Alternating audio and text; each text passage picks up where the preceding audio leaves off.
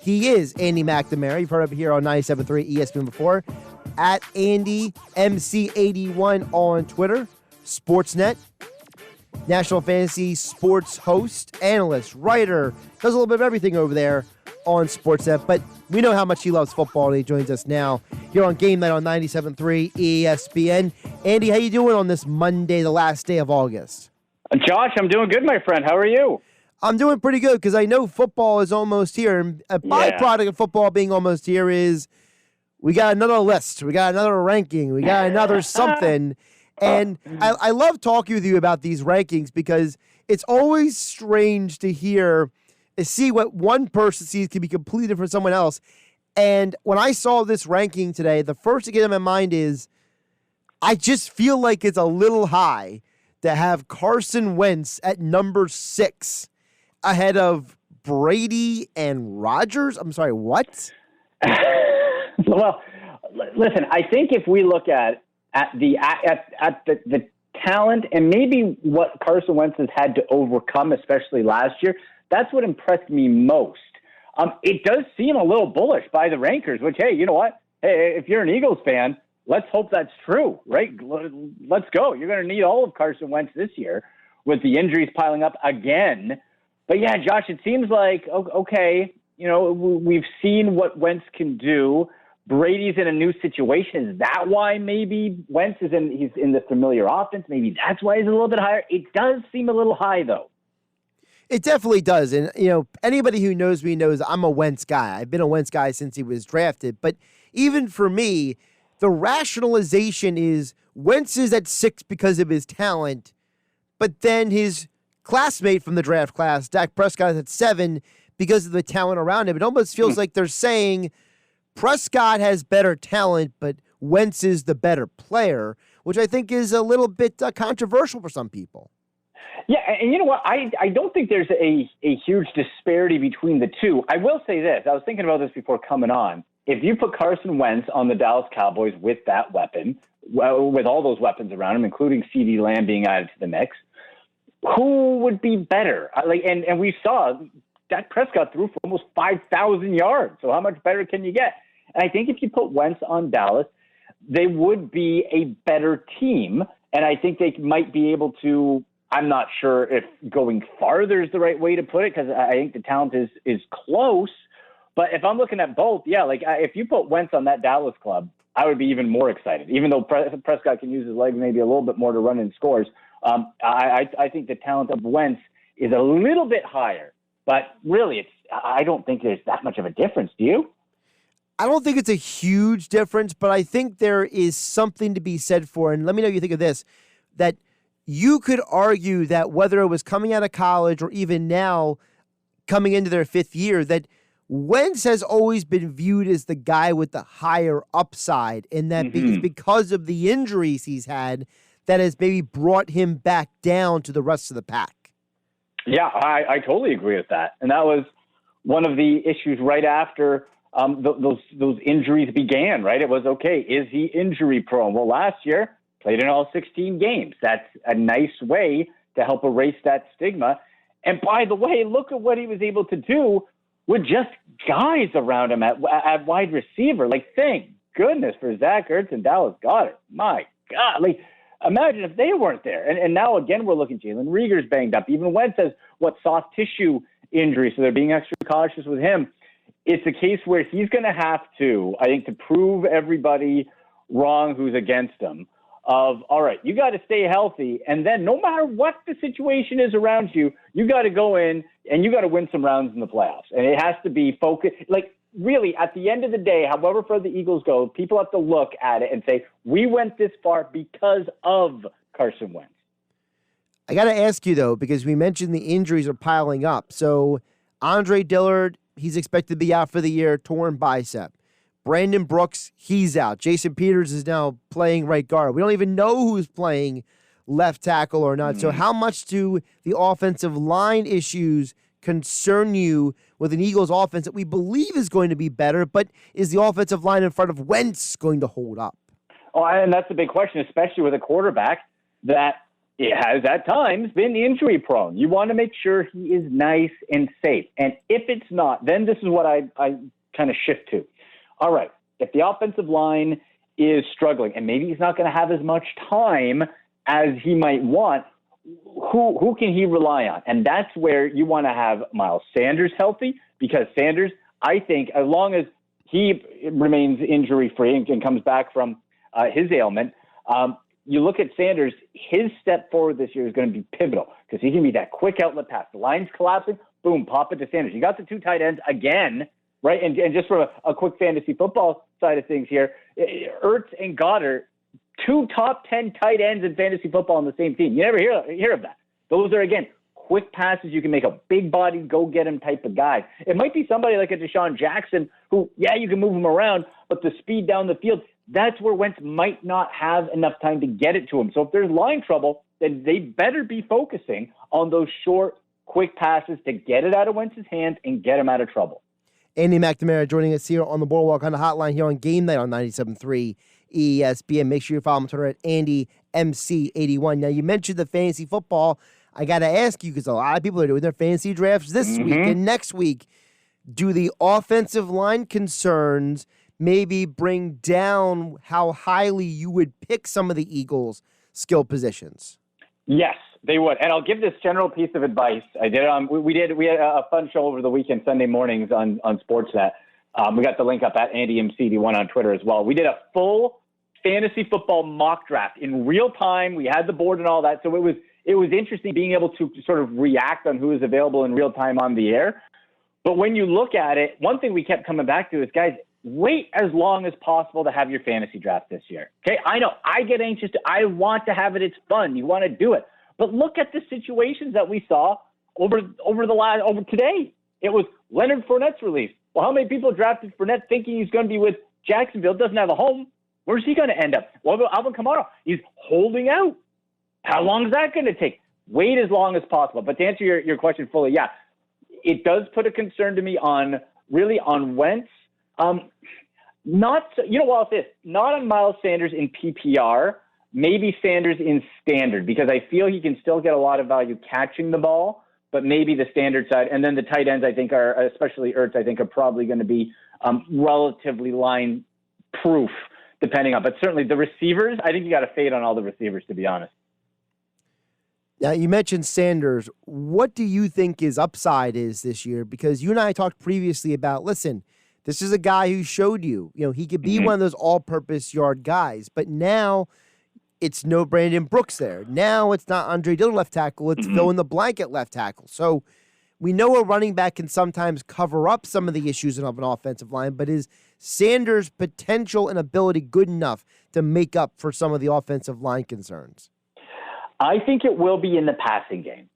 So maybe we don't see, and depending how the line adjusts, right? Some backups, it all depends how they mesh. Some guys can be backups for pass protection, but run blocking, they're really good, right? It all depends how these guys blend together. But if there is that struggle, if there is collapsing, if they don't get that push, if Sanders is just hitting a wall every time he's at the line of scrimmage, then I still think his value can be brought with pass catching. And that's where they really have to focus on him, especially without with diminishing options in the slot. He can be that guy. Like, you can pop him out there. And I think that's going to be, if they feel comfortable using him, that's the value of Miles Sanders this year until the offensive line gets back on track. I think it is as a pass catcher, and I do think he's going to be valuable. How high would you take him in a fantasy draft? Ooh, boy. You know what? I'm considering him, and when we did our rankings on the show, I am considering Miles Sanders an RB1. Now, where am I taking him compared to others, depending on where the draft falls? This is one other piece of general advice that I'm giving people. Don't be afraid for a true RB1, a true starter who's not in a committee. Don't be afraid to reach for one. Because if you miss, you will be chasing your tail the whole year. So I have Miles Sanders as my RB12. I just looked at my rankings here. So right at the end of the first round in 12-team leagues, I would have Miles Sanders right there. So behind guys like Austin Eckler, if it's PPR, Kenyon Drake, Clyde Edwards-Helaire, right after that. I have him ahead of Joe Mixon personally. I think he's going to get more work, and he is in the same system, unlike having a rookie quarterback in Cincinnati. So I have him right at the end of the first round. You mentioned system, and that's a question I can ask you as well. The Eagles brought in Rich Scangarello to be part of this offense, and he comes from that Kyle Shanahan tree. So the idea is that you're bringing in Scangarello, you're bringing in Marty Mornhinweg, who was in Baltimore for a few years, adding that into what Doug Peterson is already doing. Does the idea that the Eagles might be bringing in new concepts add any value to some of these guys?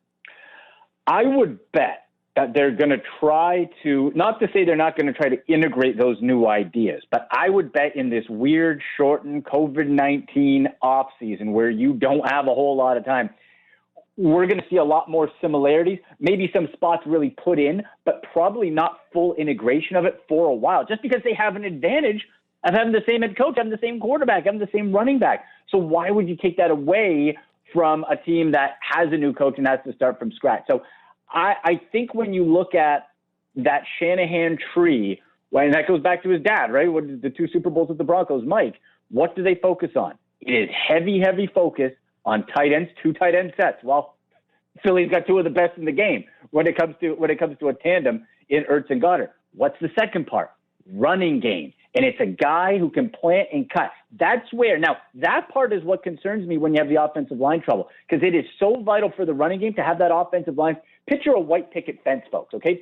That's what that Shanahan offense does. It needs to move, and then when a hole opens, you need a running back who can plant and cut. If you have some problems on that O-line, that's where that might get a little mixed up. And really the value of the wide receivers gets brought back a bit. Usually it's only 2 wide receiver sets in that traditional offense. So I do think, again, Sanders can be valuable in that sense. They're not afraid to throw to the running back either, and especially the tight end.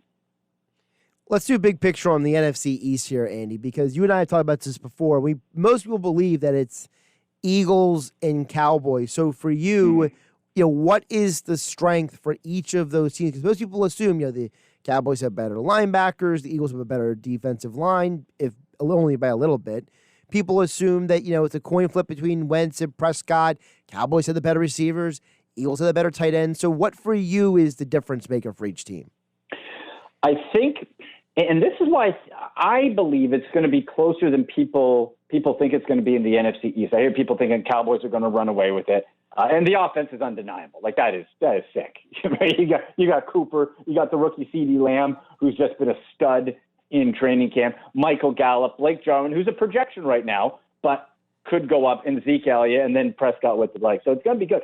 But you have, we bring it right back to the advantage that Philadelphia has. You don't have a new head coach.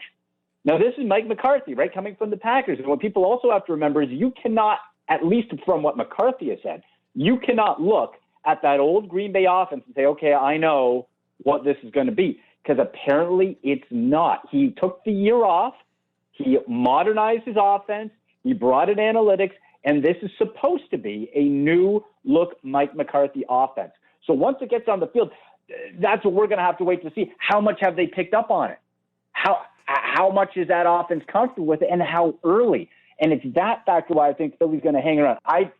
Just from how that offense is right now, though, I would give the edge to Dallas to win the division. But I don't see the Eagles getting blown away by any means. I think it's going to be pretty close the whole year. I know you don't want to talk about as much about the other 2 teams because one's obviously got a cloud of misery over the Washington football team because of their owner. And then you have New York, which nobody really knows what to do with Daniel Jones or Joe Judge and, his running around and doing whatever he's doing. But obviously there's value there from a fantasy football perspective. Some people like the defense down in Washington. So, where do you stand on those 2 teams? Because obviously, one team's got Saquon and the other team, they got a defense. So, I mean, how do you measure those 2 teams? Right. Yeah. The Washington has, a defense. That's really it. If we start with Washington, because it won't take too long to go over it.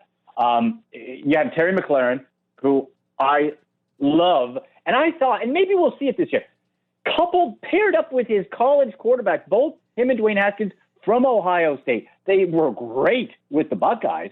Maybe this year we see that chemistry grow further with Dwayne Haskins in another camp. The running back situation, fantasy-wise, good Lord. You're going to put it on Adrian Peterson? Come on. Peyton Barber? No. One guy, I will say this, for dynasty or keeper leagues, pick up Antonio Gibson. And the reason is Ron Rivera compared him. He called him a Christian McCaffrey type of weapon. That really perked my ears. That might be hyperbole, right? But to see his size, to see that they're not afraid to line him up as a receiver, again, the short season, maybe it takes them longer to get used to, but longer term, Gibson is somebody I'm very interested in. But outside of that, yeah, like the Washington defense, and even that, like if you're looking at the DST and you want to pick up Washington, are they going to be worn down by the end of games because the offense can't click?